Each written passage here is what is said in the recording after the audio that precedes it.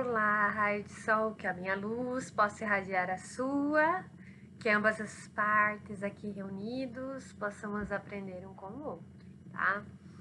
Hoje eu venho trazendo uma mensagem, tá? Eu fiz uma mentalização e saiu a carta da renovação. Vamos ver o que essa carta tem para nos falar? Essa carta, ela vem para te dizer que quando não houver passado, quando não houver futuro, só então haverá paz em seu coração. O futuro significa as aspirações, as realizações, as suas metas, as suas ambições, os seus desejos. Você não pode estar aqui agora, pois você está sempre correndo de atrás de alguma coisa. É como se você não estivesse totalmente presente. E a pessoa, ela precisa estar absolutamente presente em si mesma.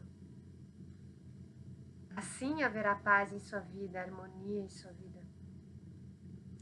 É nesse momento que surge a renovação na sua vida. Pois a vida só conhece um tempo, o agora. E esse tempo é o presente. O passado está morto, o futuro é apenas uma projeção.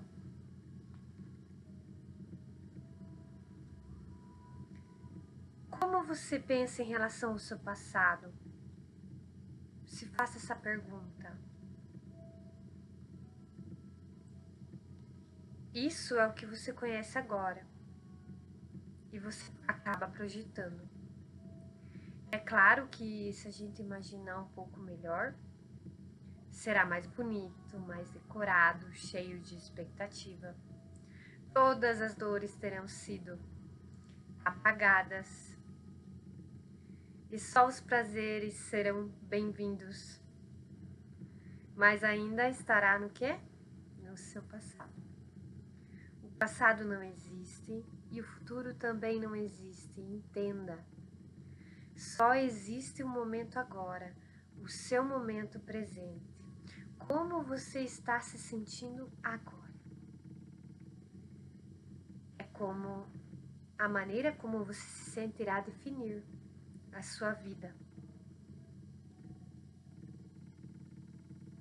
Esse é o momento de renovação, quando entendemos que a vida é agora.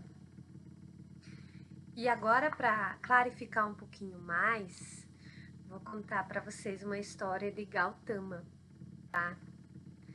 De Buda, né? Mais conhecido como Buda, Gautama Buda. Buda resolveu deixar o seu palácio e sair em busca da verdade. A esposa dele havia dado à luz. Essa é uma história muito humana e muito bela, tá? Acolhe no seu coração. Antes de deixar o palácio, ele queria ao menos uma vez ver o rosto do filho, símbolo do seu amor com a sua esposa. Então ele entrou nos aposentos dela. Ele estava dormindo, a criança. Estava debaixo de um cobertor.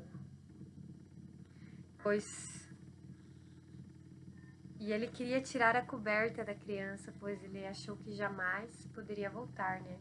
Pois talvez ele jamais voltasse para aquele momento. Ele estava saindo para uma peregrinação rumo ao desconhecido.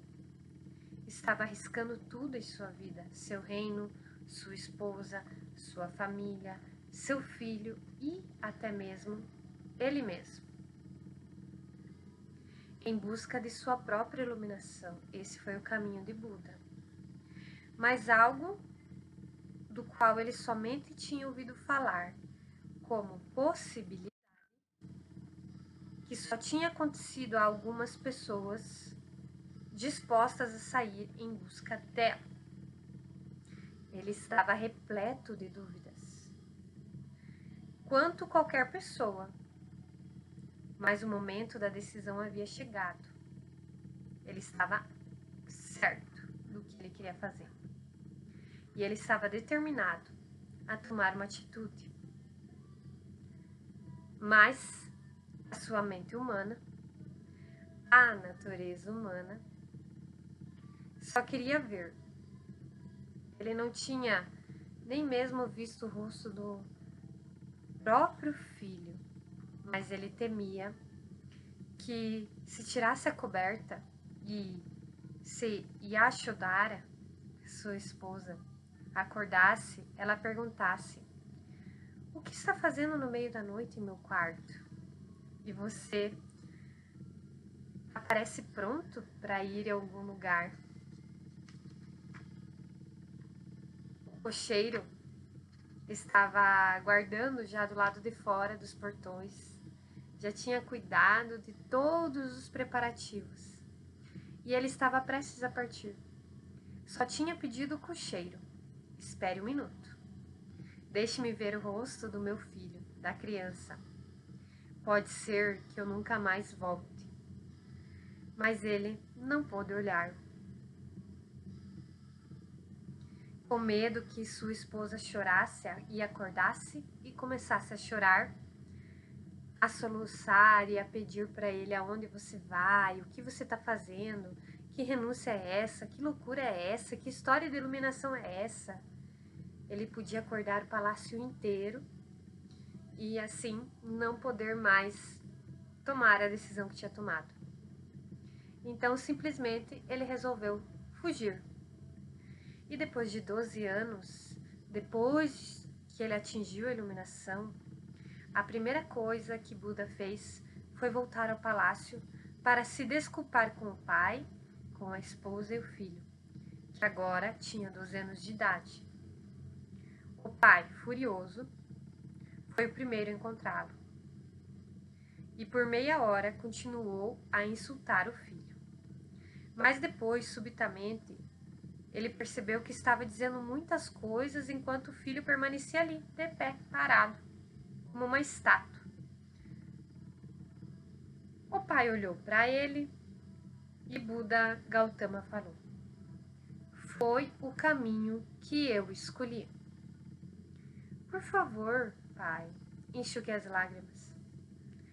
Olhe para mim, olhe nos meus olhos. Não sou o mesmo garoto que deixou o palácio. Seu filho morreu muito tempo atrás.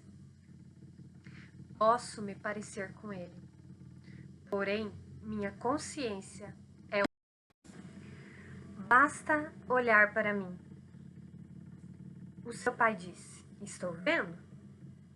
Há meia hora estou insultando você e isso é prova suficiente de que você mudou. Do contrário, eu sei que quando era temperamental, eu sei o quanto você era temperamental. Você não conseguiria ficar em silêncio. O que lhe aconteceu? Então Buda respondeu: eu lhe direi. Deixe-me primeiro ver a minha esposa e meu filho. Eles devem estar esperando. Já devem saber que eu estou aqui. E a primeira coisa que a esposa disse a ele foi: posso ver que você está transformado. Esses 12 anos foram de grande sofrimento, mas não porque você se foi. Sofri porque você não me disse nada. Se tivesse simplesmente me contado que estava saindo em busca da sua verdade, em busca da verdade, eu acho que eu teria impedido? Acharia que eu teria impedido?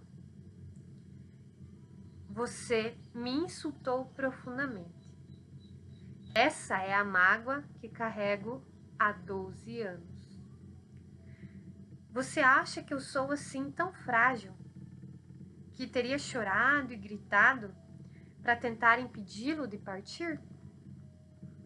Durante esses 12 anos, meu sofrimento foi só pelo apelo de não ter confiado em mim. Eu teria deixado você ir. Teria me despedido, teria ido até a sua carruagem. Primeiro, quero lhe fazer a única pergunta que me perseguiu todos esses 12 anos, pois o que quer que queria ter alcançado, parece que certamente alcançou. Você não é mais a mesma pessoa que deixou esse palácio. Você irradia uma luz diferente. Sua presença é totalmente nova e revigorante. Seus olhos são tão puros e cristalinos, como um céu sem nuvens. Você ficou tão bonito. Sempre foi belo, mas essa beleza não parece ser desse mundo. Alguma graça soberana caiu sobre você. Minha pergunta é: seja lá o que você tem alcançado, não era possível alcançar isso aqui dentro desse palácio? Pode um palácio impedir de você ver a verdade? A pergunta dela, de sua esposa, era extremamente inteligente. Buda teve que concordar. Poderia ter conseguido isso aqui, mas ele não fazia ideia disso naquele momento. Agora posso dizer que poderia ter alcançado isso nesse palácio. Não havia nenhuma necessidade de ir para as montanhas, não havia nenhuma necessidade de ir a lugar nenhum. E isso podia ter ocorrido em qualquer lugar. Mas só agora eu posso dizer isso, pois naquele momento eu não fazia ideia, eu não tinha esse conhecimento necessário. Então, você deve me perdoar, pois não é o que eu não confiasse em você ou na sua coragem, querida esposa. Na verdade, eu tinha dúvida quanto a mim mesmo. Se você acordasse e eu tivesse visto o bebê, eu poderia ter começado a pensar: o que estou fazendo, deixando minha bela esposa e meu filho, cujo amor é pleno, que tem total devoção por mim? Se eu estou deixando-a, então por que consenti no seu nascimento? Estou fugindo das minhas responsabilidades? Se meu velho pai tivesse acordado, teria sido impossível para mim. Não é que eu não confiasse em você, na verdade, querida esposa. Eu não confiava em mim. Sabia que havia uma hesitação e eu não estava plenamente convencida da decisão eu não estava plenamente convencido da decisão de renunciar. Uma parte de mim dizia: o que você está fazendo? E a outra parte de mim dizia: essa é a hora de fazer isso. Se não fizer agora, isso se tornará cada vez mais difícil. Seu pai está se preparando para lhe passar a coroa. Coroado rei será bem mais difícil. Sua esposa disse a ele então: essa era a única pergunta que eu queria lhe fazer. Estou intensamente feliz por você ter sido absolutamente verdadeira, dizendo que isso poderia ser alcançado aqui, que poderia ser alcançado em qualquer lugar. Agora, seu filho, que está de pé ali, um garotinho de 12 anos, vive perguntando sobre você e sempre digo a ele: apenas espere. Ele vai voltar. Ele não pôde ser tão cruel, não pôde ser tão duro, não pôde ser tão desumano. Um dia ele virá. Talvez o que quer que eu tenha ido realizar esteja levando tempo. Mas depois que ele realizar, a primeira coisa que fará será voltar. Então seu filho está ali. E eu quero que você me diga que herança você está deixando para ele. O que você tem para dar a ele? Você lhe deu a vida e agora, o que mais? Buda não tinha nada a não ser uma tigela de esmolas. Então ele chamou seu filho, cujo nome era Haru, e chamou Haru para perto de si e lhe deu a tigela de esmolas e disse: eu nada tenho. Essa é minha única posse. Daqui por diante, terei que usar as mãos para pedir esmolas, para pedir comida. Dando a você essa tigela de esmolas, estou lhe ensinando nos sânias. Esse foi o único tesouro que eu encontrei, e eu gostaria que você também encontrasse, que era a sabedoria, né? A iluminação que ele atingiu. E ele disse à sua esposa: você precisa se preparar para fazer parte do meu grupo de Saniances, né? Que era o grupo espiritual dele. E ele, então, iniciou a sua esposa. Seu pai tinha chegado e estava observando toda a cena. Ele falou a Buda: então por que você está me deixando de fora? Você não quer compartilhar o que encontrou com seu velho pai? Minha morte está próxima. Vinde-se também. E Buda respondeu: na verdade, eu apenas vim para levar todos vocês comigo, pois encontrei um reino muito maior. Um reino que vai durar para sempre, que não pode ser conquistado. Vim aqui para que vocês possam sentir a minha presença, para que possam sentir o que eu atingi e para que eu possa convencê-los a ser meus companheiros de viagem. Então, moral da história: o momento é agora. O passado não existe, o futuro não existe, só existe o agora. Estar no agora é sinal que você está vivo. E viver é estar no seu melhor, no bem-estar. E essa é a renovação. Namastê.